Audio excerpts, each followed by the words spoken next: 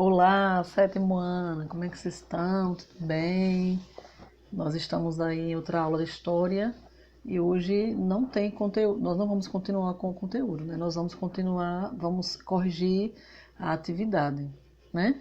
Nós, essa atividade está falando da reforma e contra-reforma e algumas questões aqui vão estar falando mesmo sobre a questão de Santo Ofício, Concílio de Trento, Companhia de Jesus. Então, fiquem aí observando, né, e preste atenção, porque eu sei que vocês já responderam, né? Então, se vocês já responderam, você vai só corrigir. Para fazer agora é muito mais complicado, porque nós temos o tempo fica como se fosse curto, né, para se fazer, né? Nós vamos corrigir. A proposta foi vocês fazem e a gente corrige na aula, né? Então, vamos lá. Página 81. A página 81, a primeira questão, ela vai pedir que você explique em um pequeno texto, tanto a letra A quanto a letra B. A letra A, você vai fazer um pequeno texto explicando qual era o objetivo, quais eram os objetivos do Tribunal do Santo Ofício, né? Aí você pode começar falando, né? E você deve ter começado falando que ele foi criado pelo Concílio de Trento. Agora, qual era o objetivo? O objetivo dele era o seguinte: era inibir, né, o protestantismo, né, porque por causa da reforma. Também o outro objetivo é que foi criado para combater as heresias, né, que para eles haviam muitas heresias. Aí você pode continuar escrevendo que através do Tribunal do Santo Ofício, né, ou Santa Inquisição, ou Inquisição, ele era um órgão, como é que eu posso dizer, um órgão responsável em julgar, né, algumas pessoas que estavam com ideologias, pensamentos diferentes deles. E aí eles criaram, eles elaboraram, né, o index. Você pode escrever também. Aliás, você pode corrigir assim, né? Visto que é muita coisa. Esse index, ele era, professor, o que era o index? O index era uma lei que proibia a disseminação de livros, né? Produção de livros que na cabeça de muitos padres, por exemplo, no pensamento deles, eles achavam que eram livros que contrariavam o que eles ensinavam na igreja. Então, esses livros eram proibidos e muitos deles eram queimados. Você pode corrigir, né? Confirmando o que eu estou falando na letra A, tá? Bom, a letra B vai falar sobre a Companhia de Jesus, e aí você vai dizer como é que ela foi criada. Foi criada pelo padre Inácio de Loyola, e foi fundada em 1534. Quem é que fazia parte? Eram membros da Igreja Católica. Alguns dizem que eles tinham características de soldados, por isso diziam soldados de Cristo também, né? Eles tinham alguma coisa cara militar, né? Questão de, né, rezar no horário, ler a Bíblia no horário, tá? Você pode corrigir assim também. E, além disso, como é que eles atuavam?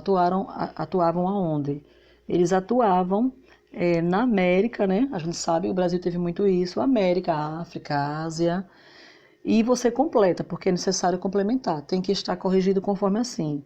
O objetivo primordial da Companhia de Jesus era promover a expansão da fé católica mediante a intervenção no sistema pedagógico das regiões em que atuavam.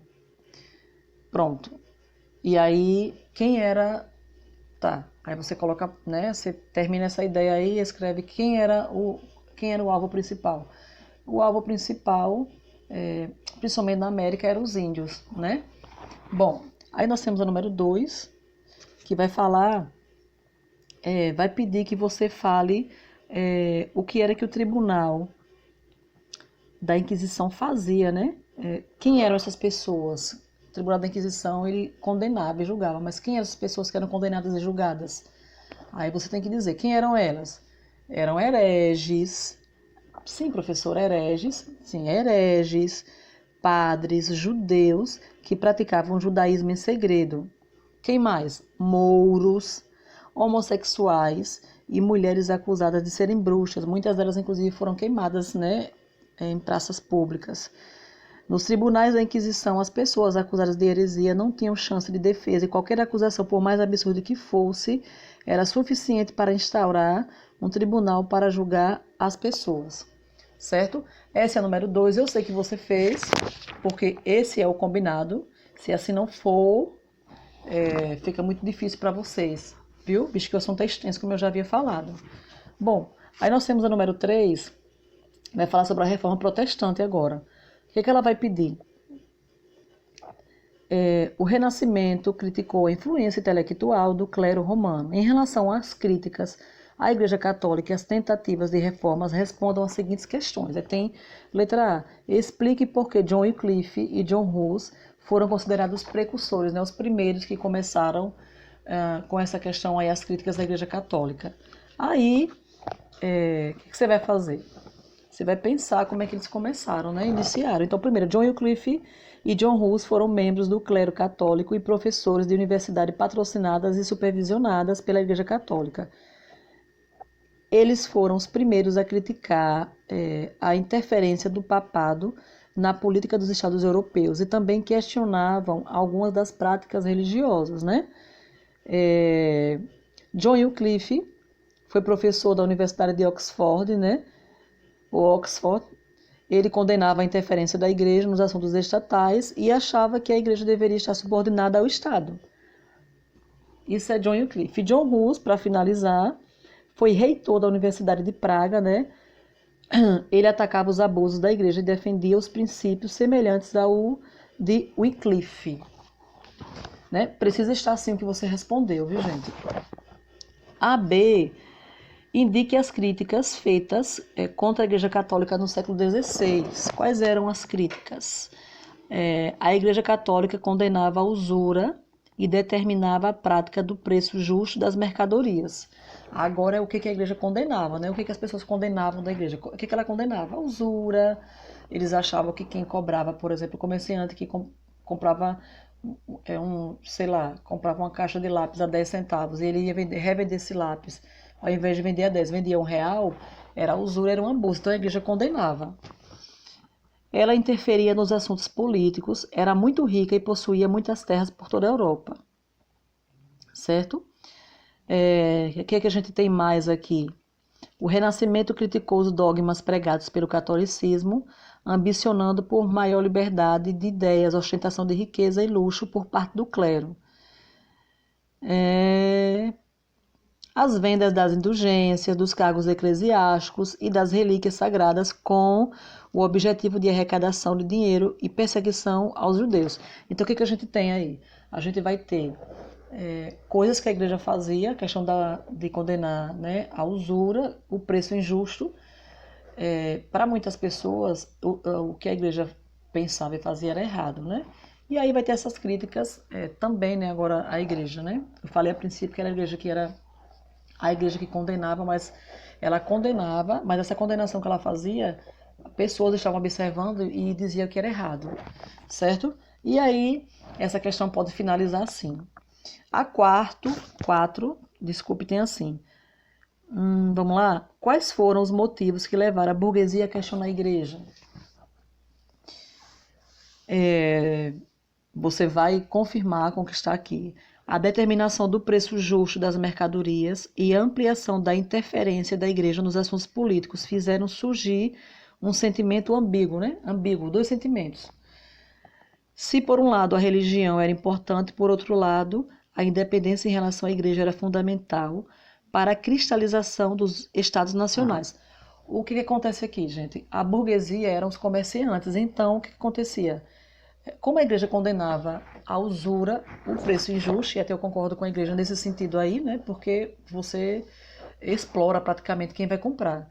Então, o que era que acontecia? Os burgueses, que eram os comerciantes, eles ficavam em uma situação para eles desconfortável, porque dizia, poxa, se a igreja, que é uma referência no sentido não só religioso, mas em vários sentidos, condena o que nós fazemos, nós estamos em maus lençóis, né?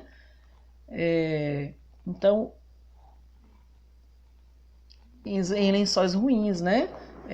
era ruim para eles fazerem isso. Então, o que eles acham? Eles queriam saber o que fazer, se apoia a igreja ou se não apoia. Então, a burguesia condenava a igreja, né, criticava a igreja por causa disso, tá? A questão 5 vai dizer, por que os reis se sentiam ameaçados pela igreja? Aí você vai explicar. Você tem a burguesia, que vai começar a questionar a igreja por causa da questão do comércio, né, da usura, que eu acabei de falar, e os reis também. Agora, por quê? Tem motivos? Claro que tem. O poder do Papa ultrapassava os limites territoriais dos Estados nacionais, ou seja, ele tinha valor universal. O que acontecia aqui? Eu falei que a igreja era referência, né? Então, o Papa, ele era visto como alguém que tinha não só influência, mas ele tinha poder de decisão em muitas coisas, né? Eu acho que dá para usar essa palavra assim, poder, mas poder no sentido de influenciar, aconselhar e até dizer que estava errado. Na maioria das vezes era segundo a Bíblia, né? Alguns papas agiram de forma completamente errada, fizeram o que a Bíblia nunca disse que era para fazer.